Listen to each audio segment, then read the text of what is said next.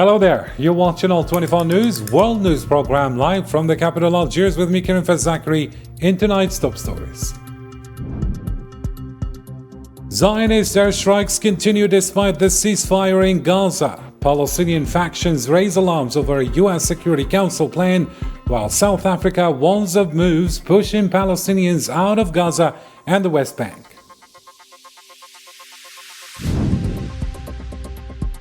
Also in our news, in Algeria, Parliament reaffirms full support for African integration and the country backs health, sovereignty, and digital transformation across the continent.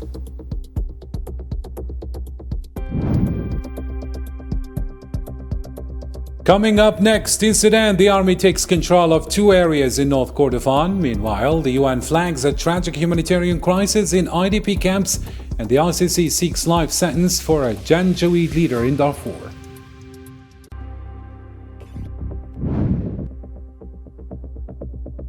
And later on, in the Ukraine war, 4 killed in attacks on Kharkiv and Kherson. Moscow rules out war with NATO, while Poland reports suspected sabotage at its Belarus border. The details are straight ahead.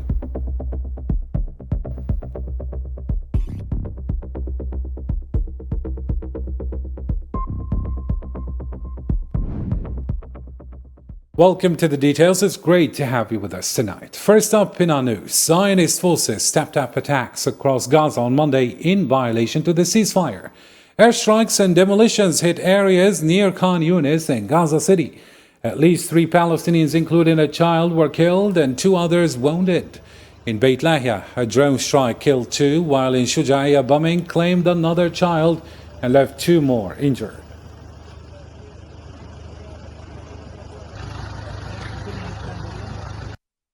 For its part, Hamas is holding the occupation fully responsible for the ongoing ceasefire violations in Gaza, warning the worsening humanitarian crisis needs urgent action. The group is calling on guarantor states to pressure the Zionist entity to allow aid in and open crossings. Meanwhile, over 750 bodies, including 73 children, are reportedly being withheld, with 6 more children killed in the West Bank this month. Palestinian groups demand their immediate release and an independent investigation.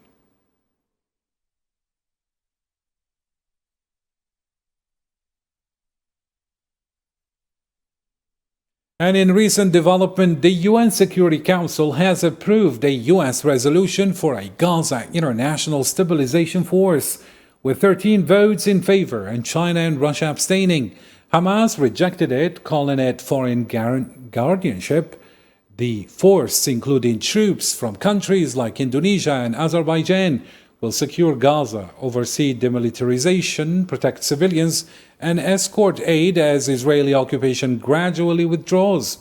Algeria's UN Ambassador Ammar bin Jama praised the US and President Trump for helping maintain the ceasefire, but stressed that real peace requires justice for Palestinians, affirming no annexation, occupation, or forced displacement, and ensuring aid reaches Gaza without interference. We underline that genuine peace in the Middle East cannot be achieved without justice. Justice for the Palestinian people who have waited for decades for the establishment of their independent state. Algeria has engaged in the negotiations of this resolution on behalf of the Arab group and in close consultation, close coordination with the Palestinian representatives.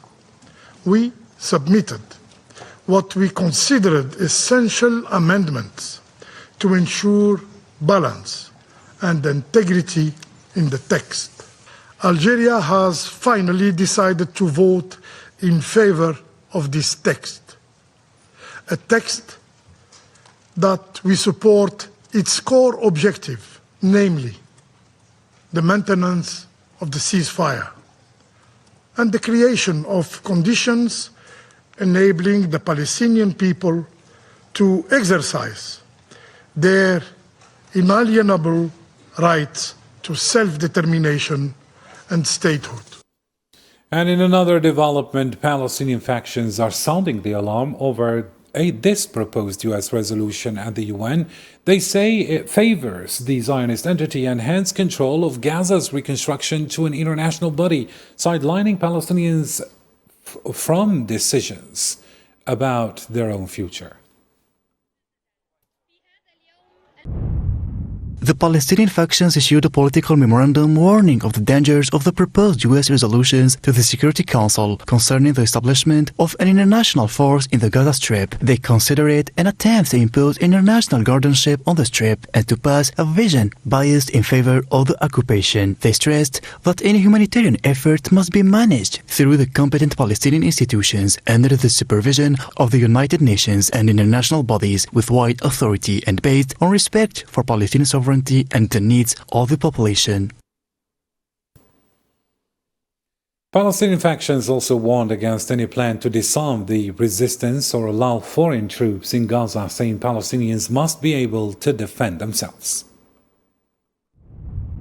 The factions also stressed the rejection of any clause involving disarmament in Gaza or any measure that undermines the Palestinian people's right to resistance and self-defense, affirming that this right is inalienable and internationally guaranteed. They emphasized that any discussion regarding weapons must remain an internal and national matter tied to a political process that ensures the end of the occupation, the establishment of the state, and the achievement of self-determination. The memorandum also affirmed the rejection of any foreign guardianship or military presence or the establishment of international bases within the Gaza Strip, as this constitutes a direct violation of national sovereignty. And let's move on now to the ground to see a glimpse of how the school comeback is taking shape in the Gaza Strip, this time with Yasin Rikti. Let's follow. Amid destroyed buildings and lingering smoke, a teacher stands in front of a group of students, textbooks in hand, students leaning, pens ready. On the surface, it could be any classroom anywhere in the world, but here in Gaza, it's something extraordinary, a little pocket of normal in the middle of chaos. The school is located in the heart of the city, serves 4 densely populated neighborhoods, which explains the very high number of students seeking enrollment. The school's capacity is limited. We cannot meet all the demand. Before the aggression, the Gaza Strip had more than 596 schools. These institutions were partially, severely, or completely destroyed. More than 650 students were enrolled. Approximately 21,000 students and 800 teachers were killed. Now some kids sit at the few desks that survived. Others just sit on the floor. For them, it doesn't really matter. It's the chance to be back in class that counts. But thousands are still on waiting lists, and the school system is barely holding together. During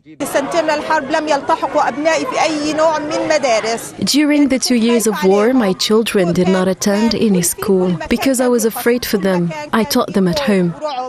Many classrooms are also being used as shelters for families who lost everything. It's a roof over their heads, but it slows down getting the schools fully running again. We have taken refuge in this school because there is nowhere else to go. Find me a place where I can stay, and I will leave the school. But for now, I am staying.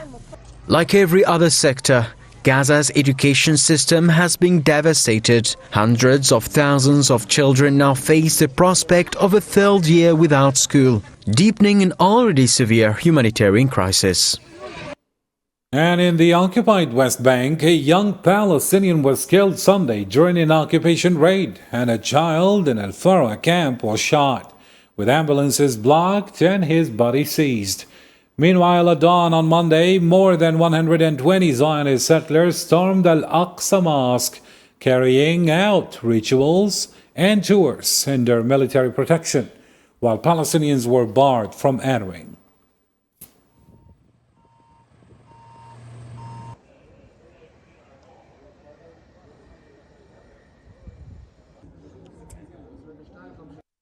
And in another story, South Africa's Foreign Minister Ronald Lamola has raised eyebrows over the recent arrival of 153 Palestinians from Gaza. He warned Monday that there is a clear agenda to ethnically cleanse Gaza and the West Bank of Palestinians, calling the move deeply suspicious.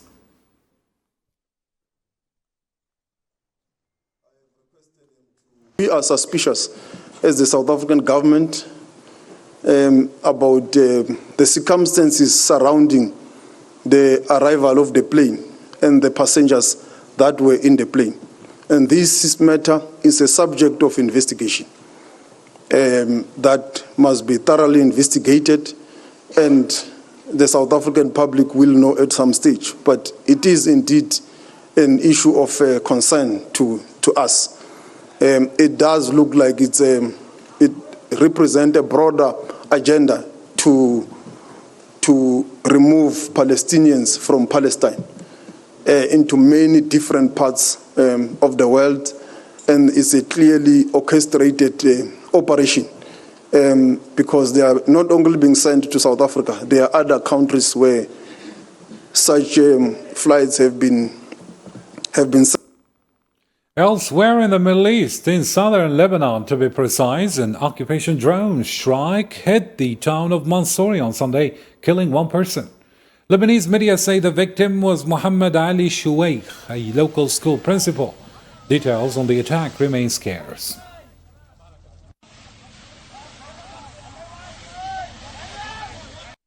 Syrian media outlets confirmed that Israeli occupation forces continue their incursion into Qunait in southern Syria. The same sources explained that military vehicles belonging to the occupation forces entered the village of Abu Madra in Qunait province, southern Syria, on Monday.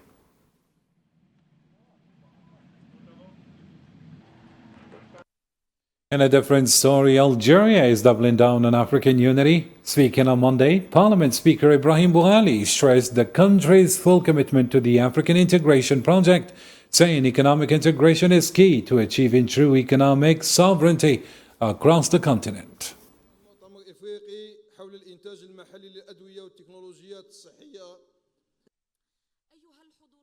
منذ انطلاق هذا المشروع الطموح كانت الجزائر من أوائل الدول الداعمة له. Since the launch of this ambitious project, Algeria has been one of the first countries to support it, convinced that economic integration is the path to true economic sovereignty and the best choice for promoting shared development and ensuring an equitable distribution of growth opportunities. Algeria has expressed this vision for decades, emphasizing the need for nations to have their own will and shape their future independently. This confirms Algeria's commitment to fully engaging in the African integration project, as demonstrated by hosting the 4th edition of the Intra-African Trade Fair, which has practically demonstrated this commitment that built bridges for cooperation, integration and exchange between the countries and peoples of the continent.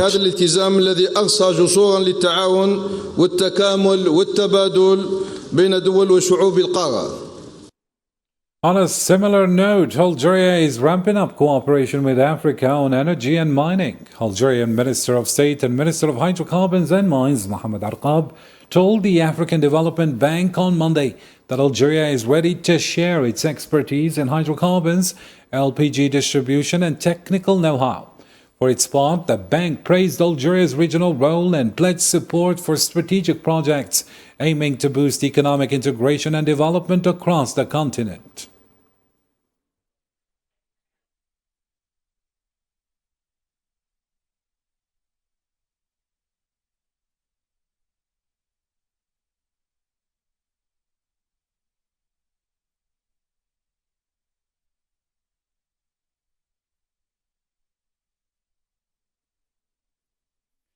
At the closing of the 13th Joint Cooperation Committee in Algiers, Algerian and Vietnamese officials reaffirmed strong ties.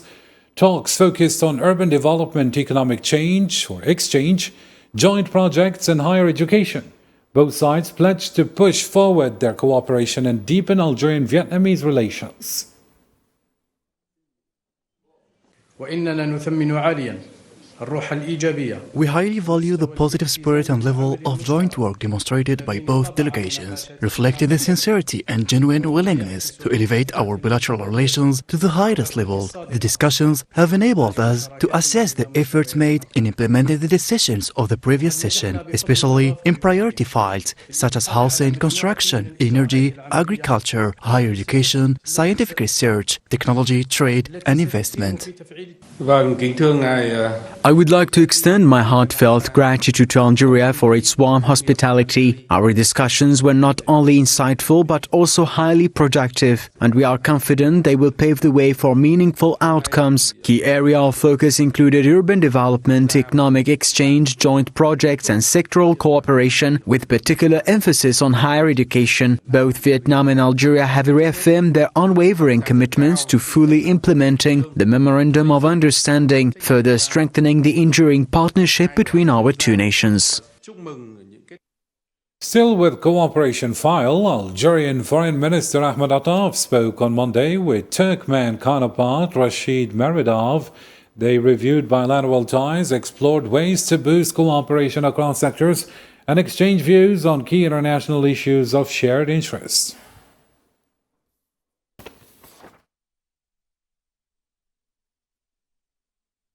And this is just in. The African Development Bank is praising Algeria's success in water desalination, a key part of the country's water security. Algeria now runs 19 plants producing 3.7 million cubic meters a day, with plans to expand to 27 by 2030. The country is also innovating to reuse brine and protect southern oases, showing rapid progress under President Abdelmajid Tebboun's leadership.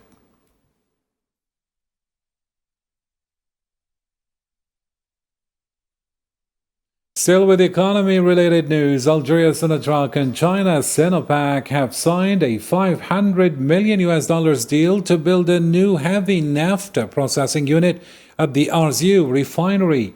Sinopec says the contract marks a big step forward in its partnership with Algeria. Here's Zahra Farjani. Algeria is strengthening its refining capabilities with a major new investment. Sonatrach and China's Sinopec Guangzhou Engineering have signed a contract to build a heavy naphtha catalytic reforming unit at the Arzew refinery west of Algeria. The project is worth 57 billion Algerian dinars and will be completed in 30 months, with operations expected to start in May 2028.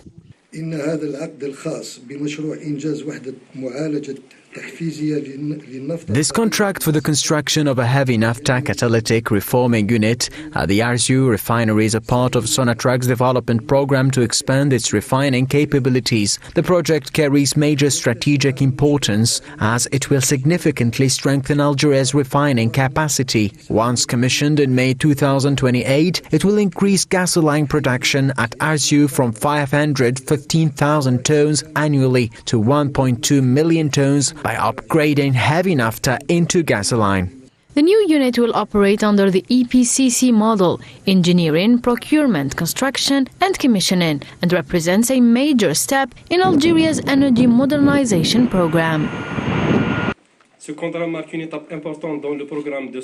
This contract is a significant step in Sonatrach's program to develop refining capacities in Algeria, and it fits within our broader effort to modernize and strengthen existing facilities. Sinopec is a strategic partner for Sonatrach, well known for its strong performance in EPCC projects and its extensive experience in engineering and construction of oil and gas installations in China and internationally. The project underlines the growing cooperation between Algeria and China in the energy sector, as Sinopec, a long-standing partner of Sonatrach, brings extensive experience in oil and gas engineering and construction. This cooperation is a new step toward deepening the partnership between both sides and marks an important milestone in our shared journey with Sonatrach. We will allocate the best resources and spare no effort to ensure smooth execution and successful delivery of this project. We are confident this collaboration will contribute positively to strengthening understanding and friendship between the Chinese and Algerian peoples. With the 57 billion dinar investment and the 30-month timeline, the Arzew refinery project will soon become a landmark in Algeria's refining sector, boosting gasoline production and reinforcing the strategic partnership between Algeria and China. And in another story, Algerian Prime Minister Sifi Gharib says Algeria's first Olympiad of Professions or World Skills in Iran is more than a competition, it's a statement. The event shows Algeria's determination to boost skills and professions, aiming for a major leap at both African and international levels, reflecting the country's push for economic transformation through local talent.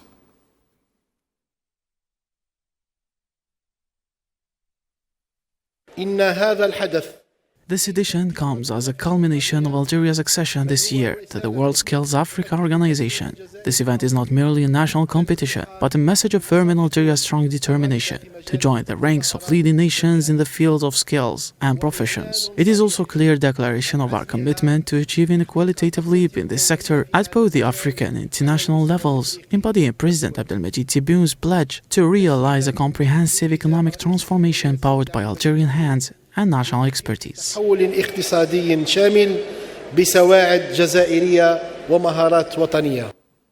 And in other regional news, in Libya, the head of the High National Elections Commission, Ahmed Al-Sayh, warned on Monday that political violence and power grabs are threatening the democratic process.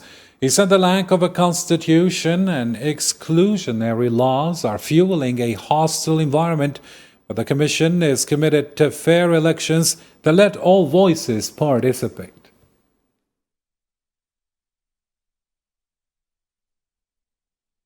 And elsewhere in Africa, Sudanese media say the army and allied forces have taken control of Sayala in North Kordofan. According to a military source, the advance continues toward the nearby Sunta area following the defeat of the Rapid Support Forces and their allied mercenaries. The operation marks a significant push by Sudan's armed forces in the state.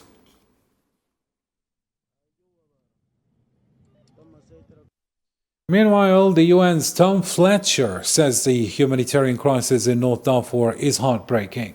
Visiting camps in Tawila, he reports that over half of the displaced are children, with many having faced horrific violence. Fletcher questioned when international aid will finally reach those in desperate need.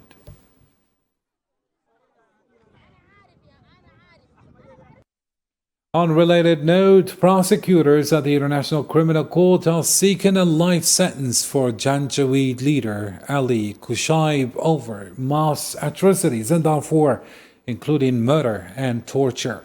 His lawyer, who say he was wrongly identified, will make their case later this week.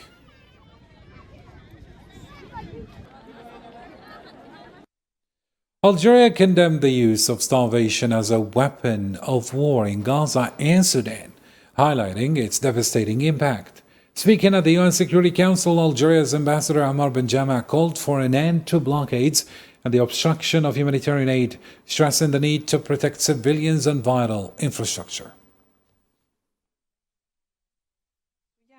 The 2025 Global Report on Food Crisis demonstrates that conflicts remains the primary drivers of the most severe crisis.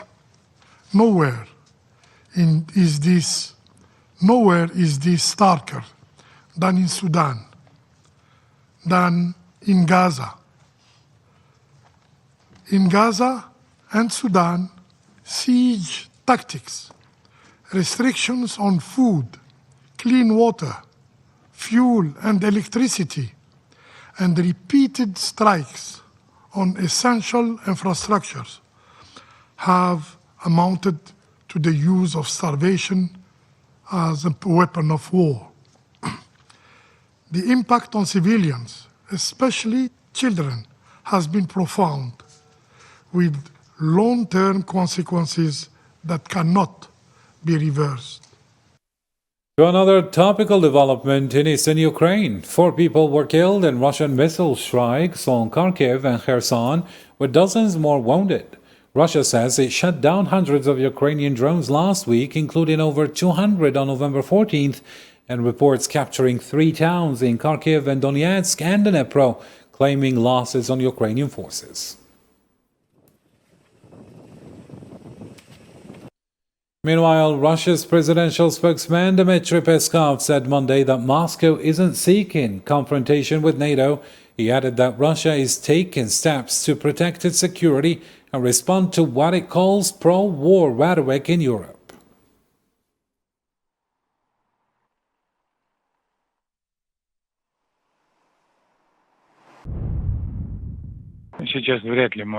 Such a militaristic and military rhetoric is increasingly being heard from European capitals. You know that Russia does not support any kind of confrontation with NATO, but it is being forced upon us to take measures.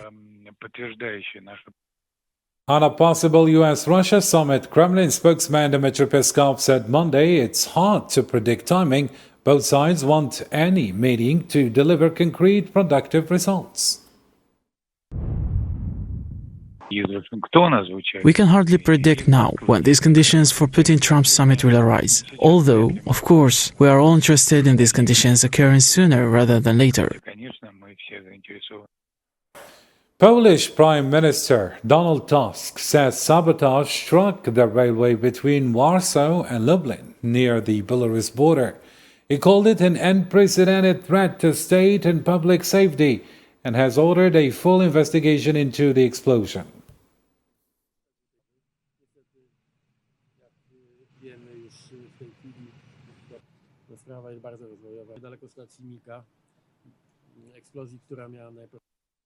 Hungarian Prime Minister Viktor Orbán slammed the EU on Monday, saying Brussels is reshaping its economy around the reality of war.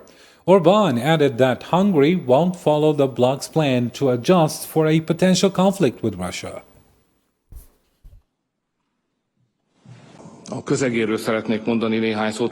Brussels' plan is based on building a war economy in Europe, which is why its leaders are making statements about the possibility of war. But we made a decision earlier. Hungary is capable of pursuing a national economic policy instead of the war policy being pursued by Brussels. Hungary will not be dragged into war. It will follow its national economic interests. There is no doubt that the war would negatively affect our economy and the economy of the European Union as a whole.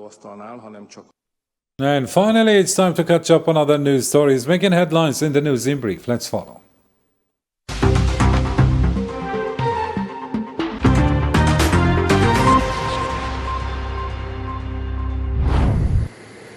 US President Donald Trump confirmed that Washington might hold discussions with his Venezuelan counterpart, Nicolas Maduro. Speaking to reporters, Trump said that Venezuela wants to talk without providing further details.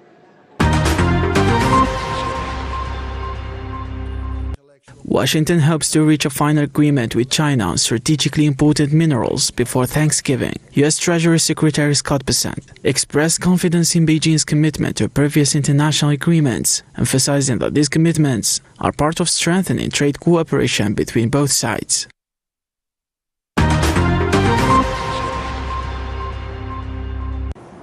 South Korea proposed military talks with North Korea to set a clear baseline along the inter-Korean demarcation line. Vice Minister of National Defense Policy Kim Hong-cheol said Monday that repeated incursions by North Korean soldiers have heightened the risk of an armed clash.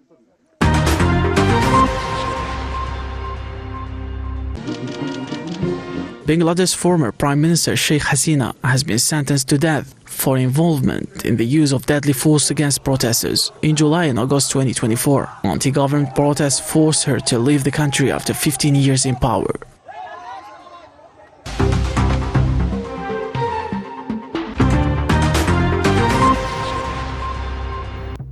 And with this, dear viewers, we reach the end of our news for tonight. You can always visit our social media platforms for the latest updates or catch up on any part you missed. I'm Karim Zachary on behalf of all 24 News team. Thank you for watching and take care.